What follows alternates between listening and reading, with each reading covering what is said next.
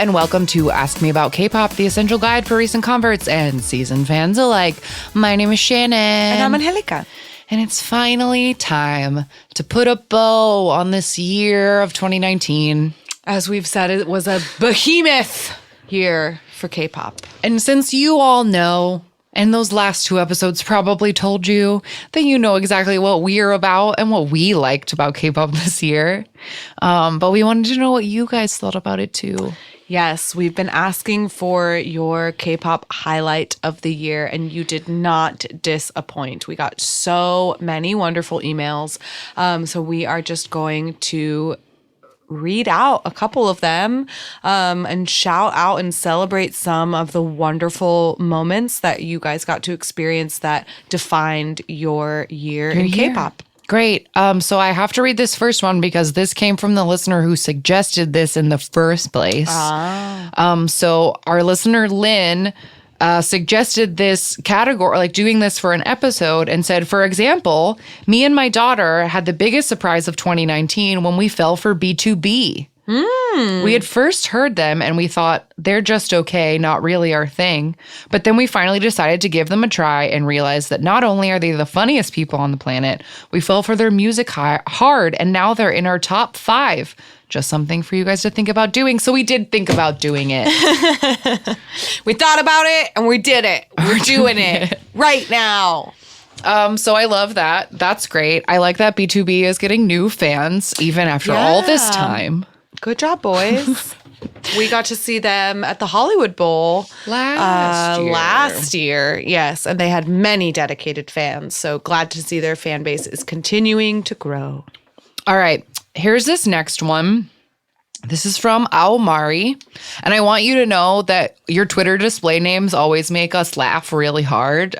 So just be aware of that. Theirs was Patsy Decline for a while, and that was very funny. That is... It's changed now, but it was Oh, really? Yeah, they changed bummer. it. I love Patsy Decline. It's like, if I was a drag queen, I would want to be called Patsy Decline. It's like such a great name. There's also someone on Amino that follows us, and their username is Can You Coco Stop? And I fucking love it. I love it. Y'all are clever. Okay, so Ahomari says, my K-pop highlight of this year was seeing Taemin live. I've been a fan of SHINee since debut. They were my first K-pop group. Taemin is my first bias, and never in my life did I think I'd see him. Yes, I bought a SHINee fan light and a shit ton of Taemin stuff, including the signed poster, just for the Super M show. It didn't sink in until I saw him on stage, but when the Danger Sherlock mashup performance started, I had a full breakdown. Here was someone I had been a fan of since I was like 16, and he's right there in front of me. I'm still not over it. Thank you, Taemin. Thank you, Taemin. Just in general. Can't wait to see that for ourselves. Oh, I'm so excited. Yeah. Do you want to take this next one? This was copy-pasted from a much longer email. Okay, so this is an excerpt? Yes, okay, just a note, some of your emails have been truncated for time. We tried to take the important sentences out, but no, we read them all. We read them all of them. So this one comes from our dear listener, Megan, and she says, the biggest highlight of the year was getting to see Monsta X in Houston. I wasn't going to go, but as the date came closer, something in my gut said I absolutely needed to go. I was extremely lucky to buy a ticket super close to the stage for an extremely low price. I was literally right behind the VIP pit section. This was the closest I'd ever been to a stage for any K-pop concert. Shout out to the person on Twitter who sold their ticket to me. The craziest thing that I lived 2.5 hours away from the venue, and I scored this ticket 3.5 hours before the concert started. I had to zoom down there. I was all the way to the left of the stage, sort of in a dark corner. It seemed like the members could see fans really well for a few reasons.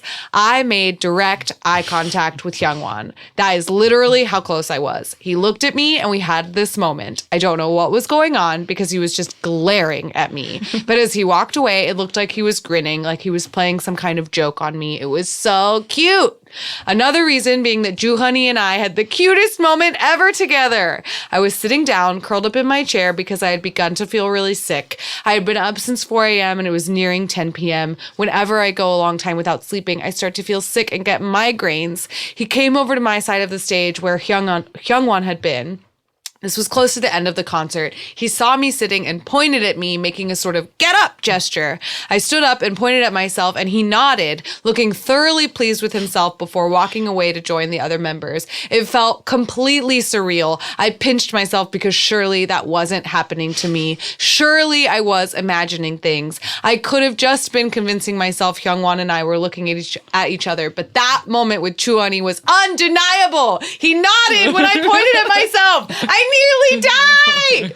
Unfortunately, I didn't have any moments with anyone else as they all sort of picked certain areas of the stage and stuck to them. But I had an absolutely incredible time and I was so happy I went. Now I know why my gut kept telling me to go, why a ticket essentially fell in my lap. It would be my last time to see Monsta X as 7. This is a bittersweet highlight, but I needed to tell you guys. Always listen to your gut, folks. It rarely fails you. Ooh. Woo! What a ride that one is. That was a ride. I'm really glad that you got to see Monsta X. So Megan, that concert was really great. It was great. And we really got to go to it too. And so you're right, bittersweet to have that be your last moment as 7. But so glad that you got to enjoy it and so up close and personal. Yeah, that's so fun. This next email comes from Amy. And Amy says, it's really hard to pick my 2019 best K-pop moment. There have been several, but I'm going to go with seeing Super M live. Side note, this is going to be a theme. As a newer Shawol, I never thought I'd ever get to see any of SHINee in person. So having Taemin right there in the flesh was pretty surreal. Add in the rest of Super M members' dance line and the incredible set list, and I felt truly #blessed. I went in with a close friend and her kid, and it was so much fun being screaming fangirls together. I told her it was one of those moments that went exactly how I wanted, and how often does that happen in life? Aww. Oh, That's really cute. that's really nice. That's really nice. Thank you, Amy. Okay. Let's see. I can't wait to see Super M. I'm so excited. I know. It's so exciting. Okay. This next one. Oh, I don't know if this is, I think this is just a nice email. I think this is just a nice email. Someone's telling us they love oops. us.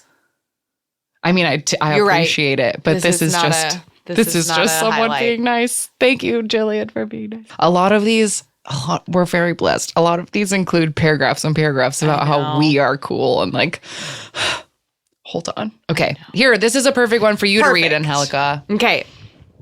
I hope that I'm saying her name correctly. This is from Eliana. And she says, I got into 17 this year and it's been great. They are now my ultimate group. So I was very excited for their comeback because it was the first 17 comeback I've been a carrot for. Wow. Side note, what a comeback to be. Yeah, what a carrot start. for. Whew. I liked feeling a part of the fandom and anticipating the album and stalking their Twitter for gorgeous teaser photos. And I really loved the song. Let Me Hear You Say is lovely and the lyrics are so cute. And the stages / choreo is amazing too. I nearly cried watching that snapshoot stage where they were all wearing pink. That is relatable. Mm-hmm. I think I did cry watching that. They all just looked so happy. I also really enjoy seeing all of their stage outfits. You gotta love 13 handsome guys in suits. Anyway, I'm super proud of them and I hope to witness many, many, many more 17 comebacks. Also, I K-pop journal and I made a spread about an ode and I wanted to show you guys, so I've attached it. Oh, yeah. My God. These are beautiful pictures Oh my God. with great calligraphy and all of the backstage little selfie. Oh, and look, the freckles, little notes on how all cute. This is a beautiful 17 Notes about all the songs. and overall thoughts. These are the novels I send to Jenna when I watch the K-pop concerts. This is amazing. This is This is beautiful. a scrapbook about an ode, and I can't Wow, I can't even really believe it. That's incredible. Eliana, that is beautiful. Beautiful work. Beautiful. Thank you for sharing that with us. Thank you. Okay, this next one is a short and sweet, but I really liked it. This is from Curtis. And Curtis says, my wife and I have been K-pop fans for about a year and have discovered that it can be like drinking from a fire hose. What a good metaphor. That's so good. Without doubt, our personal best of 2019 has been attending our first K-pop concerts. We saw Blackpink in the spring and Super M a couple weeks ago. It's been really fun being the almost 40-year-old couple there with all the squealing youth. Love, Curtis and Katie. Cute. Well, you know what? Super M just recently did a Wired interview where they specifically said there's no age limit to K-pop, and that we've gotten emails before about like, am I too old to go to this concert? No, you are not. You go and you love it, girl or boy. Yes. Okay. This next one is one of, not to make anybody else feel bad, but this was one of my favorite emails I got because it was from our listener, Nick, who specified right up top that they were in their feelings at a happy hour when they decided to send this email, which I really like. So I think I've highlighted the most important of this. Okay, so here we go. It says, if I had to choose my favorite singular moment from this year, I would absolutely have to say the Twice concert I attended in Chicago, specifically the After Moon performance. Twice is by far my ultimate group. Sorry, Angelica, I'm Twice trash through and through. It's really funny that you're making me read this email. Sorry. I was just trying to go back and forth fairly. It works out. It's like ironic. I like it. Seeing your ultimate group live is an unbelievable feeling that I think is very easy to describe to a fellow K-pop fan, but nearly impossible to describe to someone that isn't into K-pop. So I won't go into all the feelings I felt during that concert, but I will say the After Moon performance was the most emotional K-pop moment I have ever experienced. As you've discussed on the pod, Mina has been taking a break from Twice activities due to anxiety issues, and this was near the beginning of the schedules that she missed because of that. This ballad was the moment that everyone in the audience turned their light sticks to Mina's official color to show both Twice and Mina specifically that we love her and that she will always be a part of Twice in our hearts. It was truly beautiful to see everyone support Mina in such a positive way by not only accepting that she wasn't physically part of the concert, but that it didn't matter how long it would take. We wanted her to take her time with her recovery, and we would be happy no matter what her ultimate choice was, as long as she was happy. This was not only such an intense level of support for recovery, but in the once community I've been able to talk with, we really were accepting that if she didn't want to come back, we cared much more about her health and happiness than her quote unquote ruining our bias group by leaving. There was so much acceptance and pure love for Mina, all expressed during that one song, and being able to be a part of it was something that I will never forget. So that's my ultimate K-pop moment of 2019. And then he sends us a few honorable mentions. Because his phone got taken during an Oh My Girl performance. We retweeted it. Yeah. Because that's really fun. Like, got a selfie video, like, straight from the idol. Amazing. And he got to tell Sunmi to her face that he loved her at a High Touch this year. And she said, "Oh, I love you too," which is like, whew. So, wow. Great for you, Nick. He also then gushed nice things about us, but I will not indulge that. So, thank you. Anyway. And thank you for feeling comfortable to like drunkenly gush to us, because we welcome that at all moments. I really like We're that. currently drinking champagne, so gotta celebrate. Yeah. All right, here's another quick one. So maybe I'll take two in a row to give you a reading break. Okay. But okay, this one is from Alex. And Alex says, huge fan of the podcast from Edinburgh, UK. Edinburgh, UK. So many good and bad things happened in K-pop this year for me, but the best moment in 2019 was discovering Wanna1. I unfortunately started liking them after they disbanded. That is what? Wow. Continue. Also wanted to thank you guys for teaching me about K-pop, persuading me to learn Korean, and to stan Key. Yes! Those are achievements that I will take. So good for all of us, Alex. I love that. Also, sorry you got into 101 after they were already done. That's a bummer. That's too Here's another quick one. This person didn't even leave their name. I think it is Sam. I could guess from the email, but I'm not sure. So I'm just going to call you Sam. But this person said, I've been listening to you for a while now and I love it. My 2019 highlight will be coming up. I know you two aren't crazy about them, but I love Dreamcatcher, and they are finally doing a US tour. And I'll be able to go to the New Jersey show, and it will be my first K-pop anything. I'm not sure this qualifies. I'm just super excited, and I don't know anyone who in real life who cares. We care. That totally counts. It totally counts for your 2019 highlight to have not yet happened. And I hope that you had an incredible time because that email was sent in November. So I think you've already seen Dreamcatcher. And they sent a picture of their Dreamcatcher album and poster collection, which is very nice. They have a whole bookcase dedicated to Dreamcatcher. What a K-pop dream come true. And I also just want to say, like, for future reference, a couple of these emails, like, apologize to us for liking groups that we don't like. Don't you dare do that to us. Yeah, no apologies. You like what you like. And we like that you like it. So, like, truly. Like, because we recommend a lot of things, and like we obviously talk about our own favorites a lot, as you will have noticed in the last like 3 episodes. We are very predictable with the things that we enjoy, but we by no means think that like those are the only things you should be listening to, and like those are the only things that we care to talk about. Like no. Like please tell us, share with us the things that you love, especially if they're different from the things that we love too, because then we get exposed to new things, and you know, like I love getting a recommendation from a listener. So please don't apologize if you like something that we don't like or that we don't often talk about, because K-pop is K-pop and it's all fun. Definitely. So this next one I just wanted to shout out because the email itself is very long and very informative and titled The Essay You Requested. And we did request the essay, so that's on me.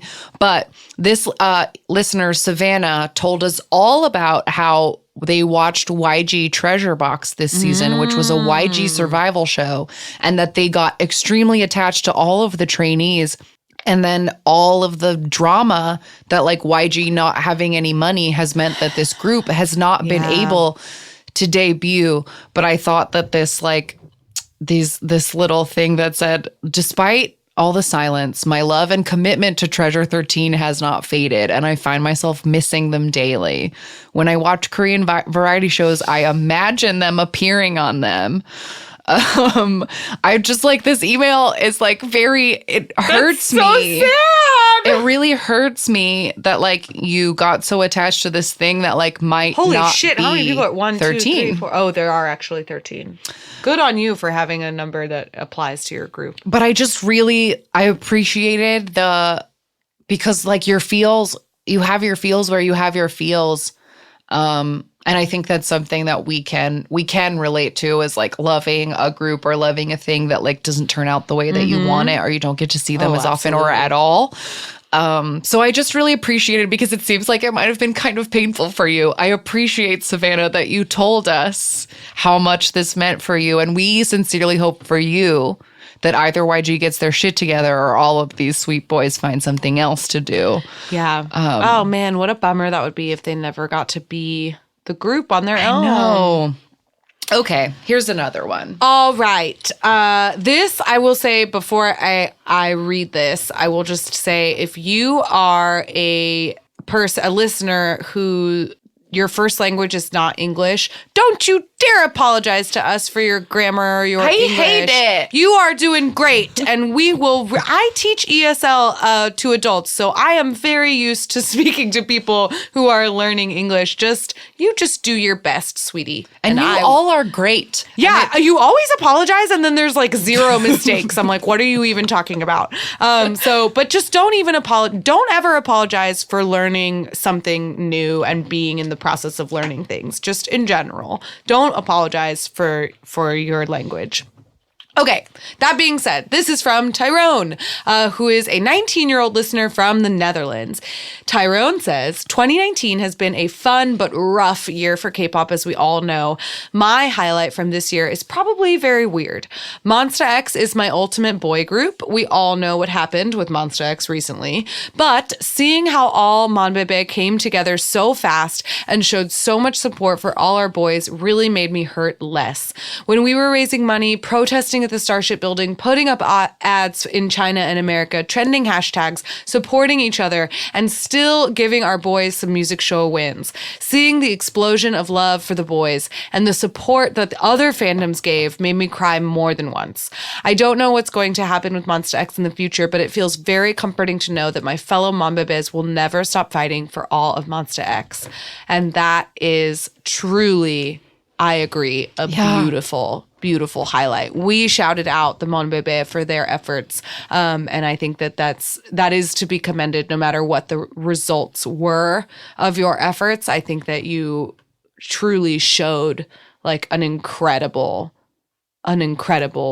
piece of love. It was a really nice like show of solidarity and and a bit of a bravery that other fandoms haven't shown in similar situations.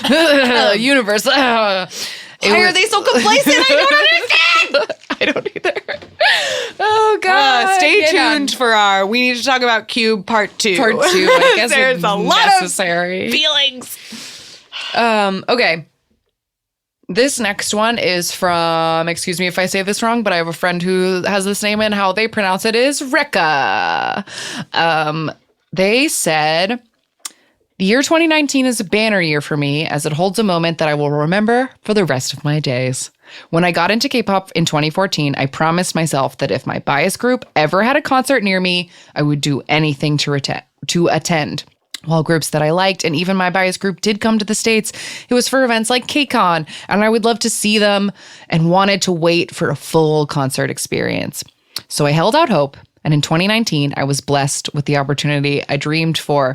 Red Velvet was coming to the US for a solo concert tour. So I emptied my bank account, got the tickets, booked the hotel, and was ready. The 6-hour drive went smooth, and I couldn't wait to see Red Velvet and my Queen Joy. I went alone, but honestly, it didn't matter. Being around other Reveloves was amazing just in itself. Having other people around me to talk about our favorite Red Velvet songs and members was something that I had never experienced outside of social media and was a blessing in itself.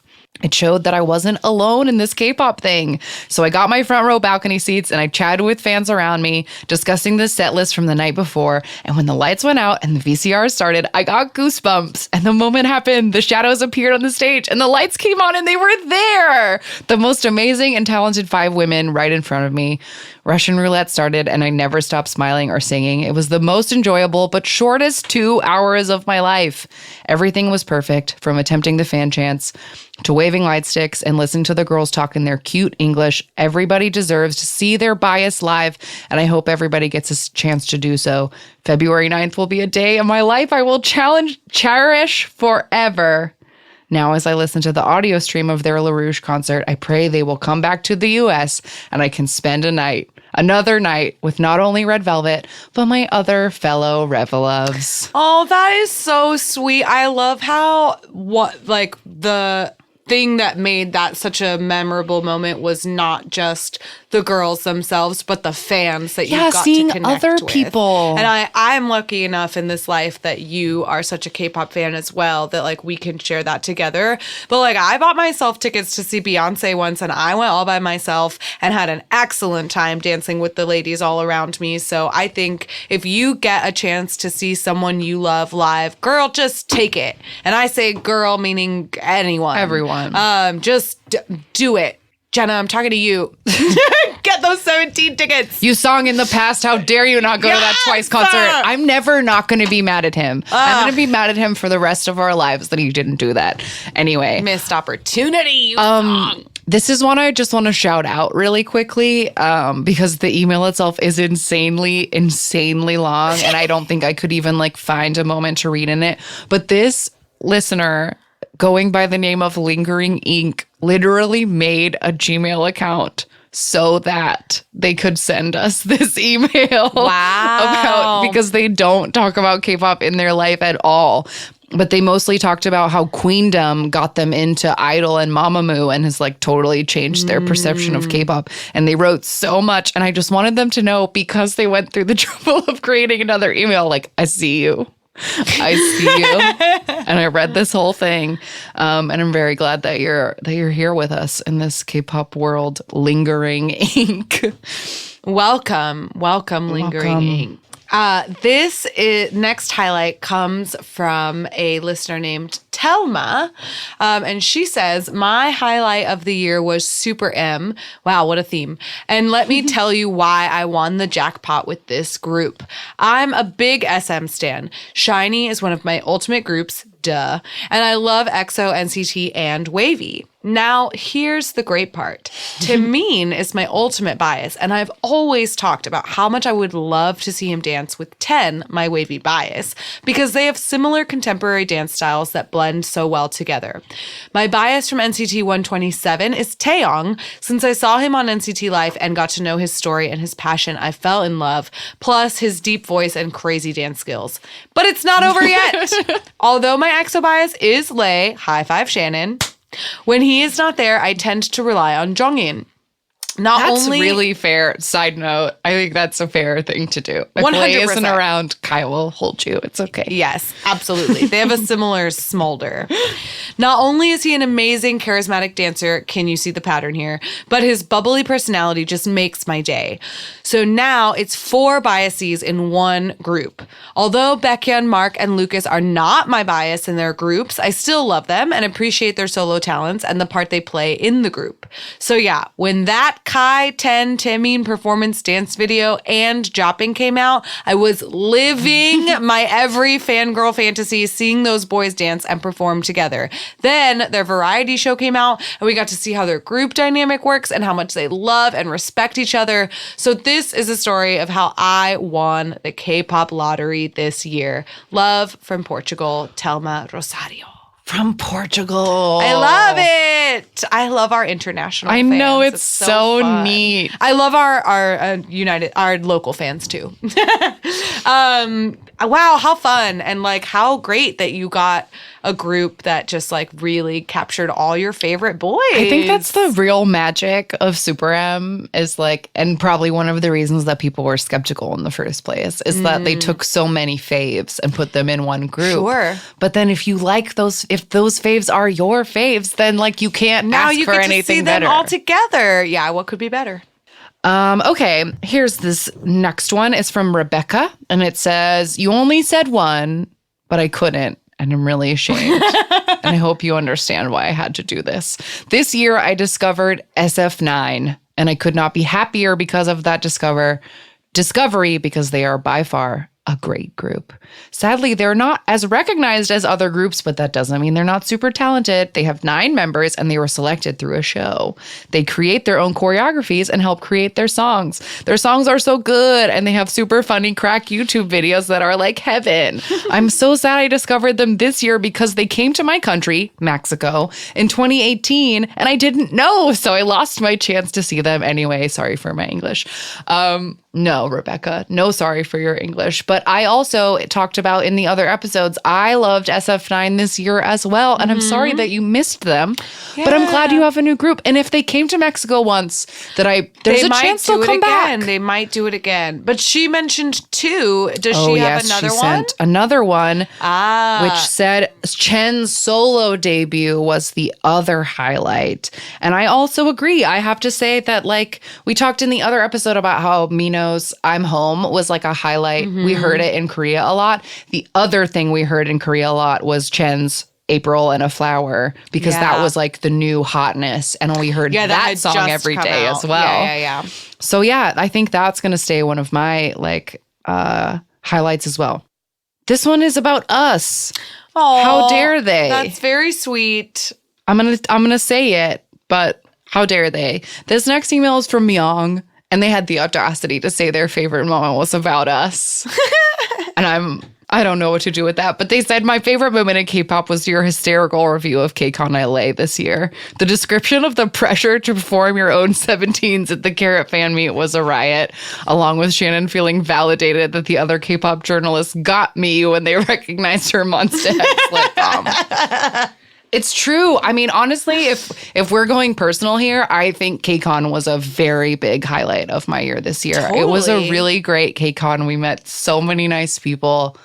And we got to great go with stuff. Jordan, which was really fun. We got to like expand our K-pop community. I think that is a good highlight for sure.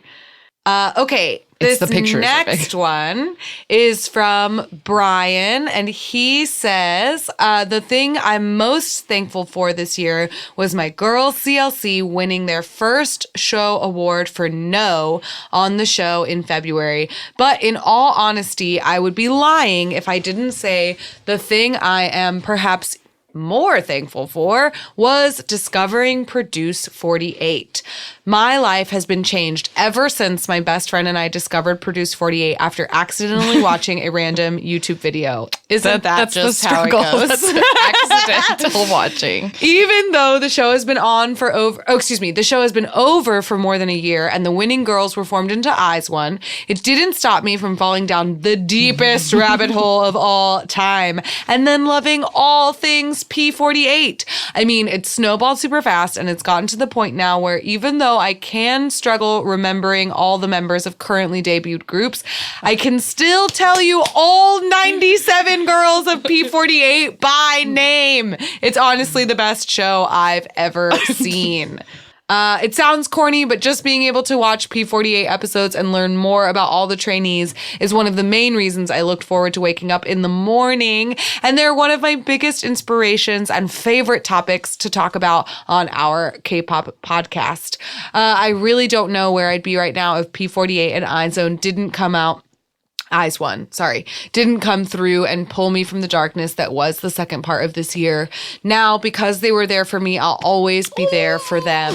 I literally love all 97 trainees of the show more than anything in the world. They gave me something to care about again, and despite all the current negativity surrounding them and the show, I will always keep supporting them. Everyone keep supporting IZ*ONE! Oh, wow. Brian. That was some real feels. Yeah. And I appreciate beautiful. it. And like a potential tease for next year. I was waiting for the dust to settle, but like we might go into all that happened with the produced shows like next year. But what a bummer for all of those girls who worked so hard that it's tainted so badly. But I hope they can figure it out. Okay. This next one is from friend of the show, Jenna. And she says, as you both know, 2019 has been full of K-pop moments that have destroyed me and filled me with joy. Picking just one was hard, but throughout the whole year, I've kept circling back to one ultimate favorite, Taemin. So my favorite moment of the year is a performance of Taemin's Japanese song, Famous. Y'all know I'm a choreo enthusiast, and I love this. It's simple, sexy, weird, and fun. It's so Taemin. I love when he throws his jacket over his shoulder and the audience screams. I love the body shake to the rhythm of the music. I love Taemin's performance glare, and I love how every dancer is 100% feeling themselves. Taemin is a gift that keeps on giving. He is a talented artist and soloist, and I am endlessly proud of him. The lyrics to Famous are also sexy and cool. One line is translated to, "Shall I turn everything I touch into diamonds?" And I just have to say, you always do, Taemin. You always do. Hugs to you both. I love that. I love that the title of her email was "My 2019 Still Belongs to Taemin." Fantastic. I love Taemin, and I love you too, Jenna. This next one comes from a listener named Lex, and Lex wrote, "As for my favorite moment," they spell favorite with a U, they must be British. "I was looking forward to the competition shows V1 and Queendom as soon as I heard about them. They both served up some amazing moments, songs, and covers, and I would encourage you to check them out if you haven't already. In general, I would say it would be these girl group competitions that were my favorite K-pop thing of 2019, but more specifically, I would say a particular performance at V1 was my top moment. When Sion from Dreamcatcher sang a cover of EXO's Overdose, I was totally blown away. It was a surprise and a delight, not something I would have anticipated from a vocal competition, and it suited her so well. As always with Dreamcatcher, Siwon didn't change the pronouns in the song, which I really respect. Anyhow, it was amazing, and I would recommend you check it out. Thanks, I Lex. love that. I had not seen that video before, so I will 100% be watching that. I love Overdose. I love a song where they don't change the pronouns, and I love a vocal competition. Yeah, that's like all the things that I wanted. Yeah. I really, in another universe where like neither of us have jobs and this podcast is our only job, I would have liked to have like watched Queendom or something like as a like episode recap. But it seems like everybody else was enjoying all of those shows this year. Maybe someday this will be our only job. That's the dream. That's the dream. Okay. This next email is from Dulma, and they say, I'm Dulma from Germany. My personal K-pop favorite highlight was the Stray Kids comeback in March with their Miro album, which made me stan them. It's still my favorite album of theirs because I sincerely love every song on it, and I even bought it. An album has to be really good for me to buy it, and like many, many albums, I don't really buy them. I barely own 3. So you can tell how much this album means to me.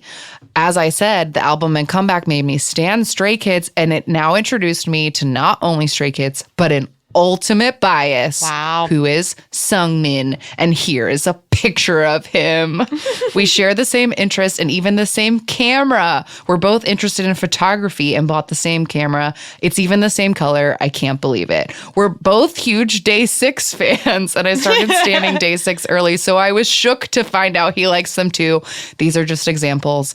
It's really funny and creepy at the same time. It's not creepy. I think it's fun that you guys have the same interests. I don't think that's creepy. I think that's fun. That's so fun. And he's very adorable.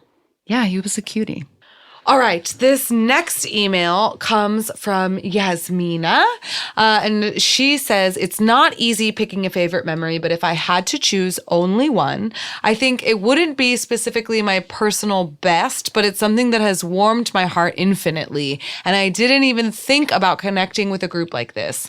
I also chose this because I think this group just needs to be more recognized in general, and I'm talking about NU'EST finally getting together after more than 2 long years of being apart.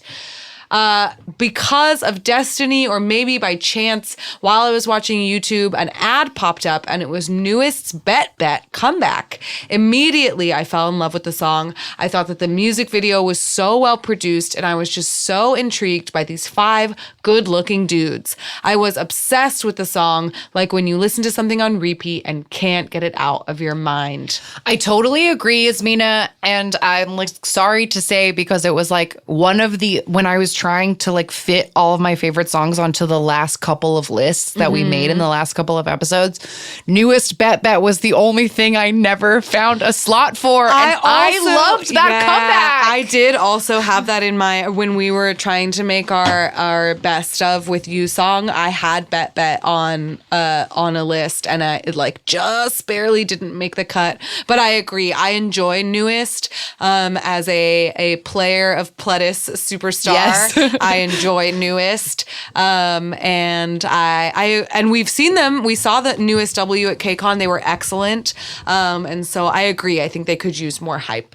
Yeah, I loved Bet Bet. Just agreeing with you and throwing in one last recommendation for a song that I didn't get to make on my many lists. Absolutely. NU'EST Bet Bet was also good. It's good, you guys. It's good. Here's another little quick one. This is from Mara, and they said, my 2019 K-pop highlight was attending my first K-pop concert ever. I decided to pop my K-pop cherry and attend a GOT7 concert in London, and my God, let me tell you, I traveled from Dubai for this, and every penny and plane tickets and visa application was worth it. Holy shit! That is taking what I just said, like not 10 minutes ago, about taking the time to go see your person at like to the next level. Dubai to London. would it not have been closer to like just straight up go to Korea? I don't know, but girl, good, congratulations. Good for you. Like that is, I really appreciate the commitment to that, because that is something that we are very, very fortunate in that we live in Los Angeles, and like every K-pop tour stops in LA, like they all do. So we never have to make that consideration. But like when people travel for a K-pop show, like so much solidarity to you, because I get the urge and I think you made the right decision. Yeah. Absolutely. But like, it's just not a decision I even have to think about. So I'm just vastly impressed when people are like, oh, I have to buy plane tickets on top of buying concert tickets. Like, wow, you're really doing something. Some other quick highlights. Listener Portgas said that Mnet Queendom is something they will remember for years. Michael said, I went to see BTS in Paris. I got the chance ticket in May, and I remembered your wise words that if I should go see my faves, then I should go. And your podcast prepared me so well. I learned all the fan chants, got a light stick, talked to other fans, and made new friends along the way. I'm so happy with this memory, and I'm thankful that I can share it with you and your listeners. Greetings from Germany. Love, Michael. wow. So Michael went to Paris to see BTS. Also think that's great. Like, Yeah. you guys. Amazing. Traveling all over the world to see your babies. Savannah says, at the beginning of 2019, I went through a really terrible breakup, and it left me feeling like I'd hit a rut in my K-pop hobby. Aww. It was really devastating and unusual because K-pop had always been used as my comfort blanket and escape. The only group that I kept up with through the dark time was 17, but I felt lost in my actual life and my K-pop life. But that all changed in February when Luna's comeback, Butterfly, was released. This comeback revitalized my K-pop hobby, and before I knew it, I was diving deeper into Luna. I learned more about the Luniverse and getting to know the members like the back of my hand. It solidified my biases, and I have two. I love equally Kim Lip and Olivia Hay. Here I am closing the year with an official Luna fan club membership, my fan kit on the way, and a season's greetings pre-ordered, and a collection of their pre-debut singles that is slowly expanding. I now ult both 17 and Luna, and my heart feels so full. I'm excited to see what 2020 brings for both of my favorite groups. Oh, Savannah, I'm sorry you had a hard year, but it touches me to know that like Luna was there for you and that it helped. That's so wonderful. I have to say that our next one just came in like literally just this moment. Oh, please. We got a DM from a quiet kerfuffle who said she realized that she mistyped our email address when she sent it to us. But I said, we're recording it right now. Quick, just tell me. So she says, it was so hard to pick just one favorite K-pop moment from this year, but I have decided that it is seeing Day 6 in Chicago. This semester was very stressful for me, and at the beginning of the show, Jay told us that we were there to relieve stress and have fun, so we shouldn't worry if we were dancing too much or if we looked weird. We should just enjoy ourselves. It was such a simple thing to say, but it was exactly what I needed to hear, and it let me fully enjoy the concert. It was only the second K-pop concert I've been to, and it was so nice to have some experience with how it would work so that I could focus on enjoying what was so happy rather than being overwhelmed. At the time, Day 6 wasn't one of my top favorite groups, but their show was so good, and I was so impressed that they skyrocketed up my list. I'm definitely rambling, but seeing Day 6 in concert was one of the best parts of my whole year, K-pop or not, and my memories from it are so precious to me. K-pop concerts are so special, and I'm so glad I've been fortunate enough to be able to go.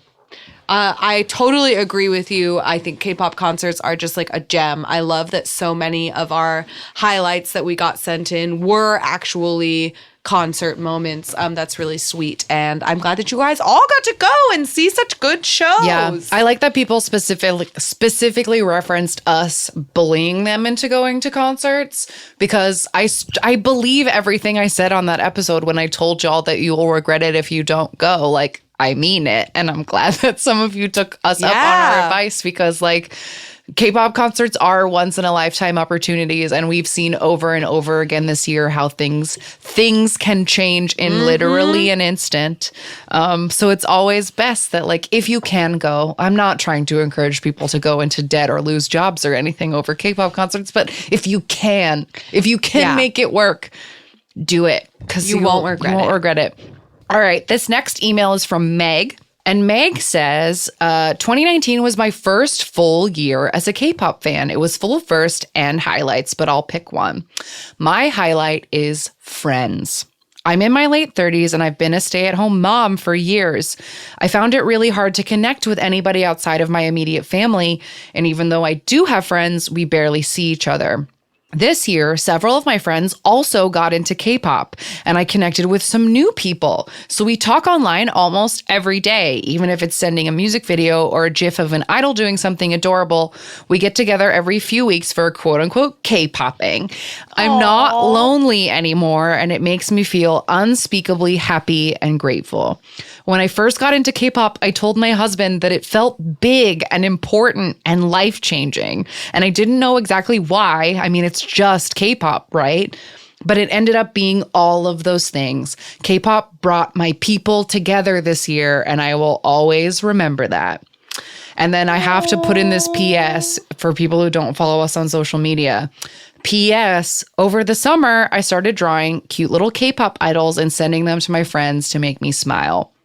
The first little drawings became an obsession, and now I'm taking commissions and regularly posting art online. This is so new for me, and it's 100% because of K-pop and the friends I've made.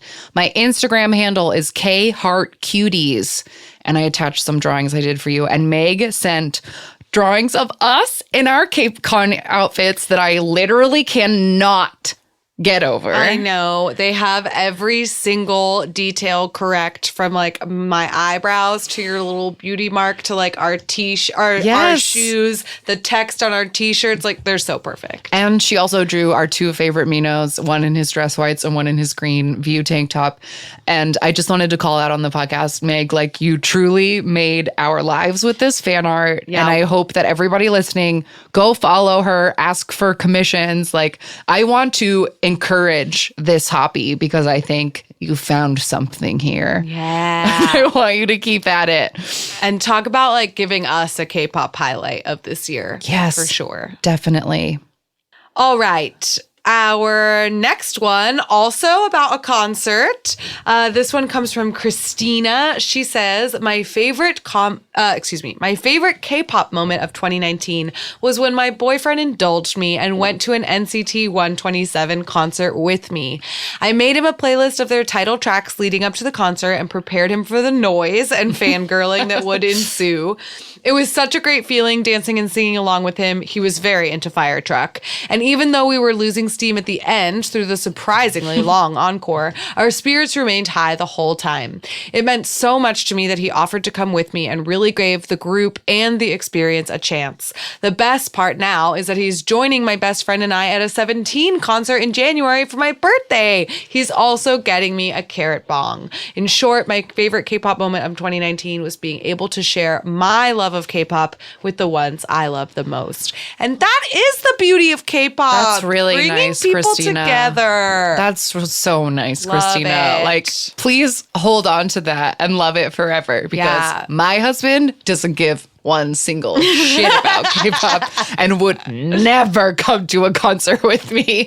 So all of you should appreciate, if anybody has a partner like that, you should appreciate it. That's why you have me. I have you and I'm fine. I'm not lonely.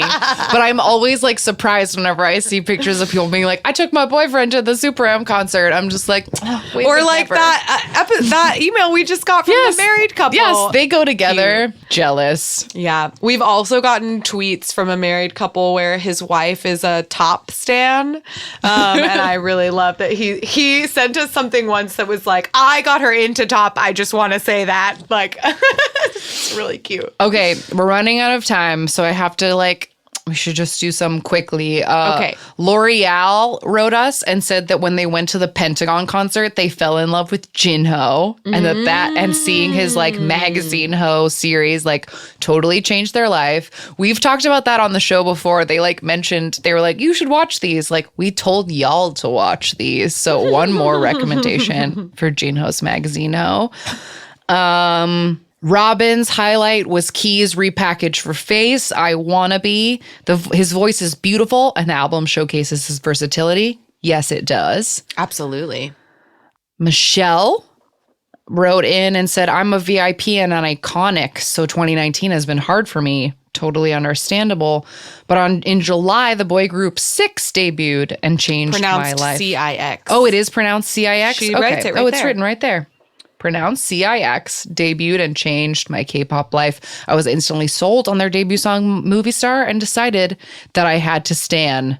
So that's great. I remember that song was fun. We watched it and I remember being like, oh, a group debuting sexy? I didn't know that boy groups were allowed to debut with the sexy concept. I thought they had to work up for it.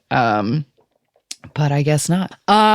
Okay, this one is a little sad, but nice, and I thought I should mention it. So Josiah wrote us about how Sully had gotten them into FX and that she was always their favorite member.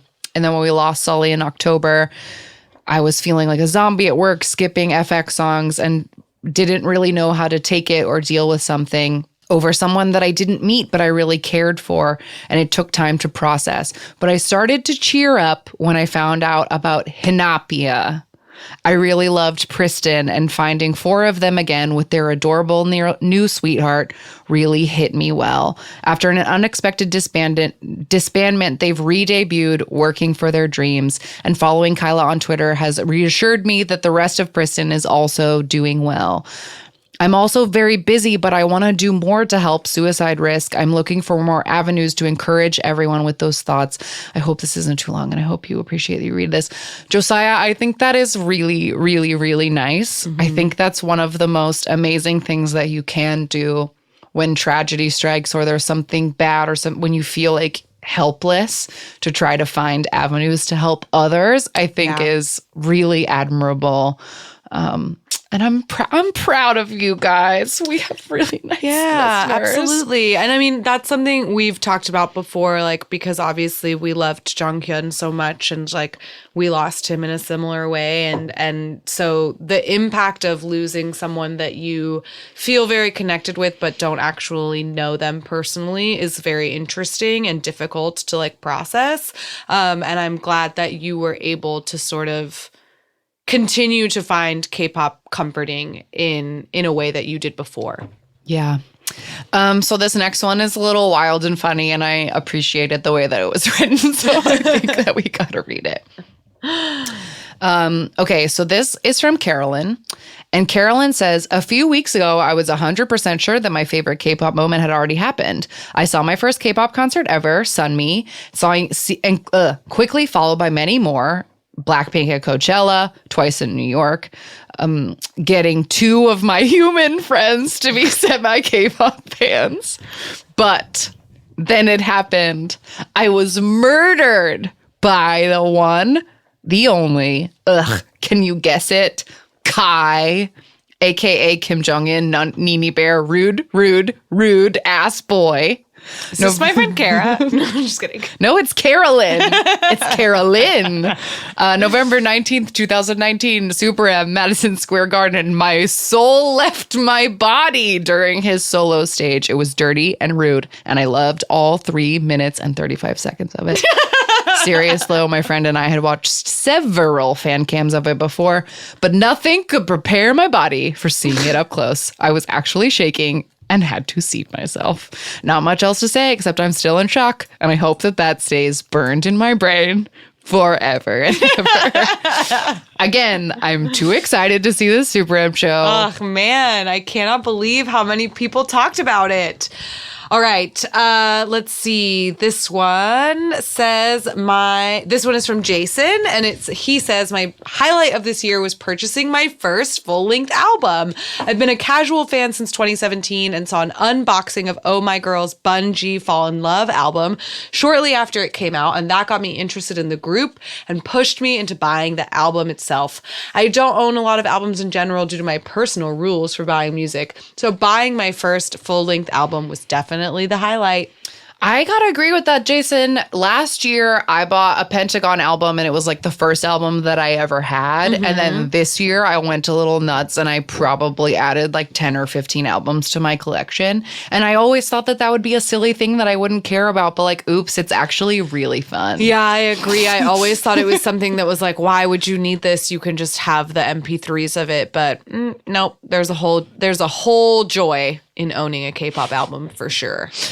Okay, this next one is from Toya, and Toya says that my K-pop highlight this year was going to my first K-Con ever, and which doubled as my first K-pop concert. It was the first time seeing people of different ages and races from all over the world celebrating, dancing, laughing, and singing. I'm 43, and I thought I would be one of the oldest people there, but I was fooled. There are ladies in their 60s in the Hallyu Over 30 session.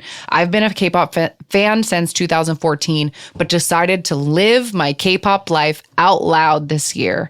And I needed that happy in my life because I lost my job 2 weeks after KCON. I turned the negative into a positive, and I started knitting items in K-pop fandom colors, which has led me to knitting NFL and sorority items as well. I do miss listening to you guys when I drive into the city for work, but I know the door will open up and I'll be back on my Wednesday listening schedule. I like that, Toya. This is another example of like somebody turning a life. Life throws you curveballs, and it's very nice that we all share that we have our K-pop and that it can inspire new hobbies and it can comfort you when things are not feeling so great. So I appreciate that, Toya. And I am also a knitter, so I love that. I used to knit dolls, like K-pop dolls. I made a Bomi that's finished. I have half a Mino and half a Jimin and a big Chanyeol that doesn't have legs. But he could have legs, and then I'll give him to you. I was going to say, I've always been heartbroken that you never gave that to me. Well, I'll finish it. It has his pretty cotton candy Cocoa Bop hair. I did work so hard on the hair. I worked so hard on the hair, but he doesn't have legs. I'll make him legs, and then I'll give it to you. It's fine. I'll give you the no, weird he needs torso. legs. He's like more than 50% legs. He needs to have legs. Oh, okay. All right. So while we didn't get to them all, I will say we truly did read, love, and appreciate all of your emails. I'm so glad that all of you took so much time to tell us about what this year meant to you and exciting things that happened to you. Like, we're right along with you there. Yeah, thank you. Like, a special thank you to everyone who took the time to write us. It's really nice to like get that kind of response when we ask for something.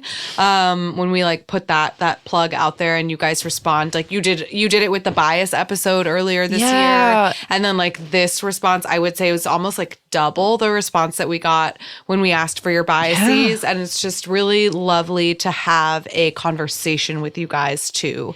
And like we said that our K-pop highlight was KCON and like sort of the community aspect that we got to enjoy, and this podcast and getting a chance to chat with you guys, doing this kind of episode, having our amino chats. Like, there are so many different ways that our K-pop community has grown this year, and like that I think is our highlight. Yes, absolutely. So, you guys are the highlight. Yeah, so thank you for being a part of our K-pop life. So to end this, I have what feels like a bit of a surprise because I didn't finish listening to it as soon as I got it. And I haven't heard it. I was like, I'm saving this. But a listener named Melissa apparently had a couple of drinks and recorded us a voice memo. So I'm going to play it. I like I said, I have not listened to past the first 10 seconds of this, but I love this. So here we go. Dear Ask Me About K-Pop podcast. Am a K-pod something or another. I've been drinking tonight, so sorry. if someone asked me about you, I would say that you're like my favorite murder, but like about K-pop because you're both very funny and hilarious and cute, and you have slight Valley Girl dialects, but I guess I also do, but I'm from the Midwest. But I live in Philly now. I think this message might be too late, but I just want you to hear it anyway. It doesn't need to be in your podcast. Too late. Yes, it It's does. about my favorite moment. Sorry, I've had a sinus infection and now I'm just like coughing. But like this past year, I saw Twice on the Twice Lights tour. And it was the first concert I ever cried at. And I've been to a lot of punk shows since I was like 14 years old. I'm now 22. I know I'm younger than you because you talk about Taemin and just fucking like being a Nuna sometimes and stuff like that. But basically, I saw Twice this year, and it was the first concert I ever cried at because even though I've been going to like fucking depressing emo punk shows since I was 15 years old, I was always very happy to be there. Like, they were sad songs, but I was happy to be seeing the bands I love. But Twice, just they're so cute and so nice. They just fucking, like, make me happy. Every time I hear Heart Shaker, I think of the, like, choreography where they do, like, the little, like, you know, you see Sana go up and, like, make a heart and, like, be, like, huggy and cute and stuff. And it's so pure and nice that it makes me cry every single time I hear the song Heart Shaker. And when I saw Twice... So sorry. When I saw Twice play in Chicago, I'm from Michigan, and I saw them at their Chicago date. Chicago. Yeah, I mean, even fucking Nayeon blew me away. Like, she's such a fucking good singer. She's so charming. Seeing her live was what made me bias her, I think. But, like, hearing that song live, especially the way they did it, which is a little bit more mature than their, like, cutie concept, because they've been going for a little more mature. I literally cried so much, and it meant a lot to me. And I paid for really shitty seats. Probably, if there were 5 tiers, I paid for the 4th tier for like $100. But I'm sending this to you. Not sure if you'll listen. If you do, just by the way, you're the ones who introduced me to Superstar SM Town, which has completely eaten up my life. Sorry. Which fucking sucks, but I enjoy it. But anyway, I love you guys so much. I think you're so fucking funny. And yeah, you don't need to include this in the podcast. Yes, but we I do. hope you listen to it anyway. And I love you. And if I'm ever in California again, or if you're in Philadelphia, because I live here now, my hit you up. Gmail, or I don't use fucking Gmail anymore. My email is c.edu. I go to shows in New York City now. Like, I saw fancy. Super M play recently, and I got fucking $30 tickets for really shitty seats, but Baekhyun looked so fucking hot with white hair and all white clothes. All those men are super fucking cute, but I was so shocked at Baekhyun. Anyway, yeah. Love you. Have a good night. Bye. Oh my God, I love Melissa, everything. we love you. I love everything about that, especially the way she said fucking. Oh, that was so fun. That was really fun. And I thought that was the best note to end it on, was to hear from a listener in their own words. Oh my God. Excellent. We're going to have to set something up. So Yeah, that I you might need to guys set up a voicemail because maybe I'm addicted to hearing your voices. Maybe Yeah, that- it could be a whole new segment, like mail call, like a having you guys corner. send something in, like in addition to our random game, questions we or can have, thoughts or like, a- recommendations. I think this is a Ugh, thing. This is something we're gonna have to mull over, but I like it. I like the idea a lot. I so like it thank you, too. Melissa, for inspiring that. Whatever it may turn out to be. Okay. With that, we must go and continue on to 2020. Is that the song from The Frogs by Steven Sondheim? Is it? No, I thought it was like the fanfare of like do do do do do do do do do. No? Yeah, but that's like the intro to the overture, or the overture to The Frogs is like ba, ba, ba, ba, ba, ba. No, never mind. It's different. Point is, the point is, I wanted to. Point end is, with we've been in this studio for like 6 hours, and we gotta end it. We drank a bottle of cheap champagne, and I feel kind of drunk. We've been here forever. But we did it because we love you guys, and this episode was proof. And like, we didn't read any of them out loud because it makes me nervous. But it's, you guys said so many nice things about us, and I can't even take it. Like, you are all too nice. You are all too nice, and we do not deserve you. But I feel very, very blessed that so many really wonderful people listen to this podcast, and I feel honored that we've been the people who have introduced y'all to so many things, and that you like things that we like because we said so. Like, those are things I just don't really know how to deal with, honestly. It's a lot to take in, but it's humbling and it makes my heart warm. And I'm really glad that we got to spend this year with you guys. That's all. Yeah, and we're really looking forward to spending more time with you guys, and hopefully this podcast continues to grow in a way that affords us more opportunities to communicate with you guys. Like, one thing that we've been really blessed to do, I mentioned this earlier, but like, our little amino chats are so fun.